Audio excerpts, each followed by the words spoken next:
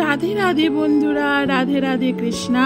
তো চলো তোমাদের সাথে করে আজকে যাব কলকাতা গঙ্গা আরতি দর্শনে। তো দেখো সঙ্গে কারা কারা যাচ্ছে। আমি আগে একবার ঘুরে এসেছিলাম বন্ধুরা, তবু মায়ের রিকোয়েস্টে মা একবার যেতে চেয়েছিল দেখবার জন্য, তাই বোনও আসবে বললো, বোনও অপেক্ষা করছিল আমার সাথে যাবে বলে। তা বোন শিলিগুড়ি থেকে এলো, তারপরে একসঙ্গে সবাইকে নিয়ে চলে যাব কলকাতা গঙ্গা আরতি দর্শনে। তাই সোনাদের কাছে নমস্কারটা সেরে নিলাম, কারণ সোনাদের বলে যাচ্ছি, আমি সোনাদের না নিয়েই যাচ্ছি, কারণ সঙ্গে থাকবে ছোট্ট আমার বোনের মেয়ে, দেখতে পাচ্ছ ওরা এসেছে। তো সোনাদের বলে গেলাম, তো বেরিয়েও পড়েছি। তো মা, বোনের মেয়ে সবাই মিলে যাচ্ছি কলকাতা গঙ্গা আরতি দর্শনে। তো ফাঁকা ট্রেন কিভাবে যাব তোমাদের সঙ্গে সেটাই শেয়ার করব। এইটা হলো বন্ধুরা ইডেন গার্ডেন স্টপেজ। মাঝেরহাট লোকালটা ধরে নিয়েছিলাম।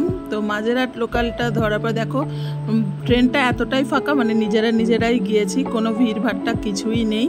আবার ফেরার পথও ওইভাবেই 8টা কত বারাসাত লোকাল ছিল, ওইভাবে দেখে ফিরেছিলাম। 8:15 নাগাদ ইডেন গার্ডেন স্টপেজে দেখো গঙ্গা দেখা যাচ্ছে, মা গঙ্গাকে দুপাশে দেখতে দেখতে ঠিক পৌঁছে গেলাম ঠিক গঙ্গার বুকে। ইডেন গার্ডেন স্টপেজে নেমেই এই আরতি বন্দনা ঘাটটা।